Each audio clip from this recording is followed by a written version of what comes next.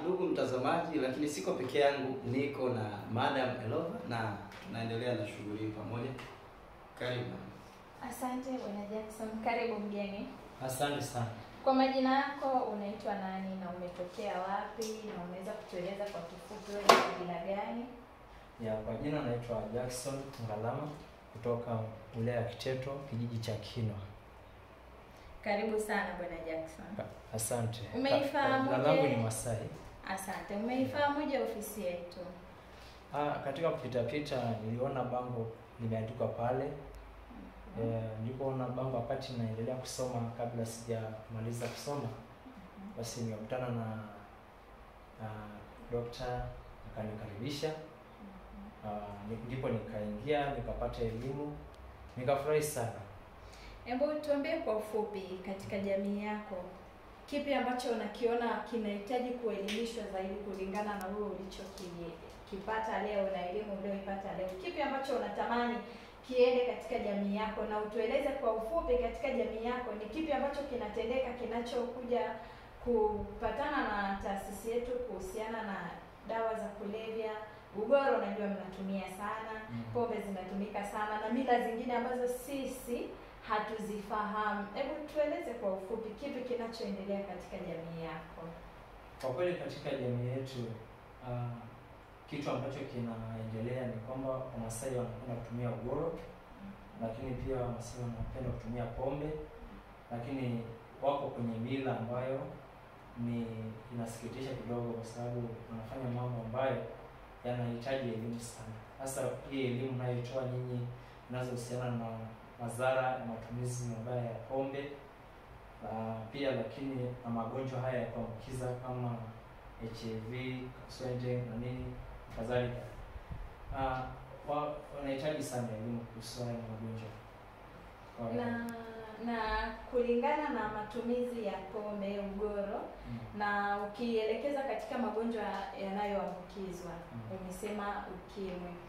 Kwa jamii yako mnajitahidi vipi kujitenga na yale maambukizi, na inakuwaje maambukizi yanakuwa kwa kiasi kikubwa kulingana na yale matumizi na elimu ambayo haipo? Kwa kiasi gani mnaona madhara yanazidi kuwa makubwa kwa sababu hamjafikiwa kwa ukaribu? Kwa kweli katika kabila letu hakuna jitihada inayofanyika kuhusu elimu hii inayohusiana na afya, kwa sababu hatujafikiwa na madaktari, hatujapata elimu na haya magonjwa nafikiri wanapata kwa asilimia kubwa sana kwa sababu ya kutokuwepo na elimu. Na ukiangalia kabila letu wana mambo fulani wanaita rika. Marika haya yanachangia kwa sehemu kubwa ya magonjwa tuyapate, kwa sababu kwa mfano kama mimi hapa, kwa umri nilionao, akija kijana mwenzangu inabidi mimi nitoke pale nyumbani nimwachie sehemu ya kulala, na baadaye ndio unakuta wanaanza kutongoza mke wangu, wanalala naye.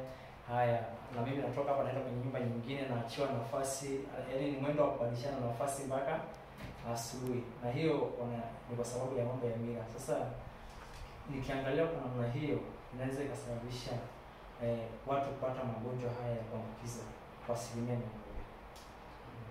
Na ukiachana na magonjwa yanayoambukizika, kuna magonjwa ambayo huwezi kumwambukiza mtu mwingine kama magonjwa ya figo, magonjwa ya ini na kisukari. Yenyewe kwa jamii yako yana asilimia ipi ama yana ukubwa gani, kwa kiwango gani hapo pale? Haya magonjwa yasiyoambukizika, haya magonjwa yasiyoambukiza yameingia kwa asilimia kubwa kwa sababu hakuna elimu.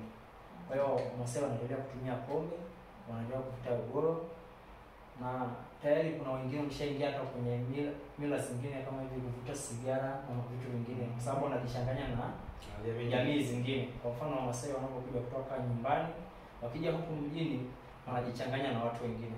Wataanza kukuta watu wanaovuta bangi, mwingine anavuta sigara, na yeye anaanza kupata hizo tabia. Kwa hiyo unakuta wanaathirika kwa sehemu kubwa kwa sababu hakuna elimu.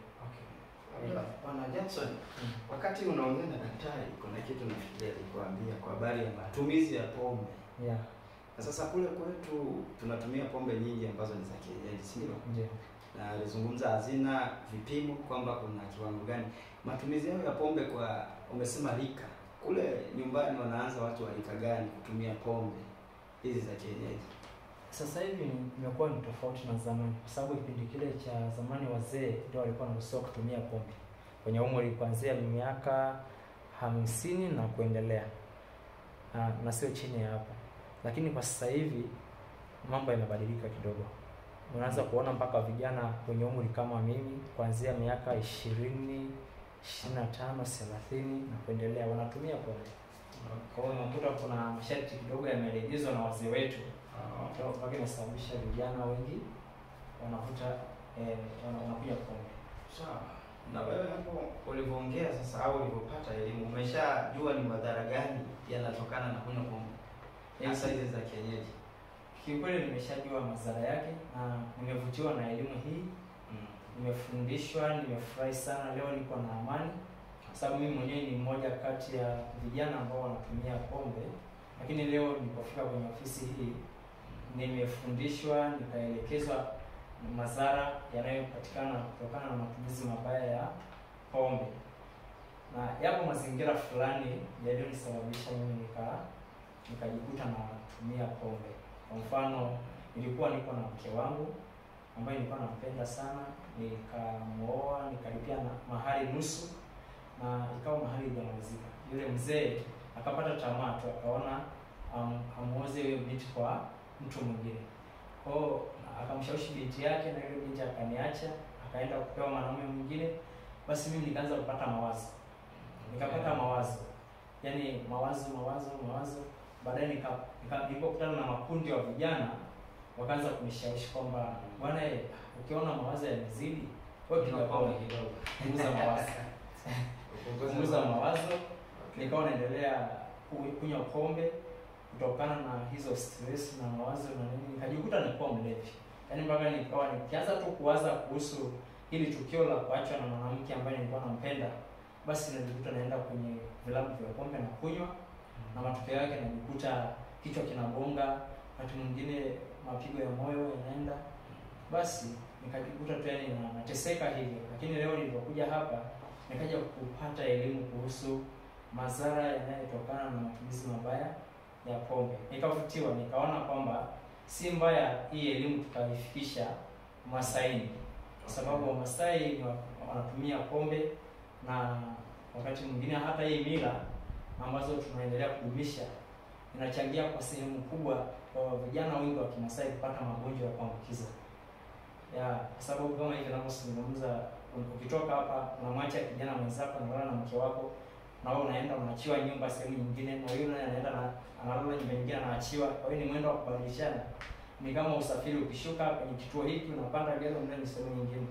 Sasa nikaona kupitia elimu hii hapa ingekuwa ni vyema zaidi kama tungewafikisha na watu wa kabila letu, ili na wao waweze kuokolewa kutoka kwenye haya majanga ya magonjwa. Yes. Na samani kidogo, naomba kujua umesema kuna hali ilikufanya ukaanza kutumia pombe. Ndio. Natamani kujua wakati unatumia yale mawazo yalikuwa yanaisha, hukumbuki tena ama yalikuwa yanarudi tena? Yaani kwani sijapata suluhisho.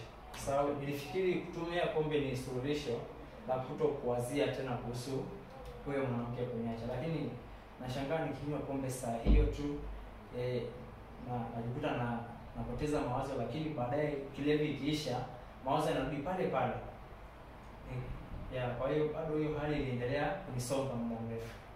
Asante. Na naomba kujua unapenda kuwaambia nini Wamasai wenzio ambao bado wameendekeza zile mila za kuoleana, wanaachiana, mimi naachiwa na mwanamke mwenzangu mume wake, na yeye anaenda kwa mume mwingine na yeye atamwachia mwingine. Unawaambia nini? Na wale ambao wameachwa, hebu naomba uambie kama pombe, madawa ya kulevya ni suluhisho la tatizo lao ama sio suluhisho. Tupe elimu kidogo na ulichokiona, ulichojifunza, na utuelekeze kuhusu mila zako, kipi waache, na hii elimu waelekeze. Unaweza hata ukawaambia kwa lugha ya msisitizo ambayo inaweza ikawa Kimasai wakakuelewa, kwa wale ambao hawaelewi kabisa lugha ya Kiswahili wakakuelewa. Sawa, asante sana. Lama sai anda suba wage kaji enkarna Jackson Ngalama, aing'ua Ulaya Kiteto, enkijiji naji ene Kinua. Aewuo taata enkopisi najoitoi ene TH. Aewuo ina ofisi natumore ildakitarini laiteng'ena kuhusu moyiaritin naatum oltung'ani ookito enaisho. Natii apa sinanu esiana lelo tung'anak ookisho, neyieu apa ajo ore enake teniok enaisho nemintoki atum inkibirribirat, kake ajo tooko enaisho iyie ore ake piiting' emerai nishukunye ake aitoki aibirribirr imbaa ng'ole ake nimbirribirrita. Naiteng'en oldakitari matayiolo tukul ajo teniok enaisho nitum pressure, nitum ake sininye nkidondani enkoshoke, naning' ajo itoki oltau asapuku tenkaraki eokoto enaisho. Esipa taduo ajo ore enaisho ormang'atinda mekincho ilo dukuya, aikinchopoki enkurruna, nekimenoo iltung'anak tenkaraki emerai ino, nenya nkishu oonkera tumuta, nimaniki piintoki apik keon isilen nilau eseriani tenkaraki enaisho. Neeku kaitoomon olainining'oni lai ajoki karibu enkopisi TS piintu sii atum enkiteng'enare nijo ena nainoto sidai, peekitum aibelekenyata nikitum ahomoita dukuya. Asante sana Bwana Jackson, tunashukuru kuwa pamoja na wewe na na imani hii elimu itawafikia tena watu wengine pia ambao hawajawahi kufika hapa na tunawakaribisha sana sana sana ambao hawajawahi kufika THA. Kama alivyosema Bwana Jackson, ofisi zetu makao makuu zipo Ilazo, lakini kwa watu wa Babati pia wanaweza kutupata wakiwa Babati.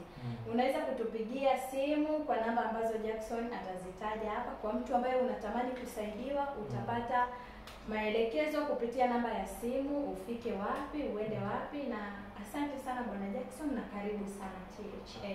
Nirudishe kwako Jackson.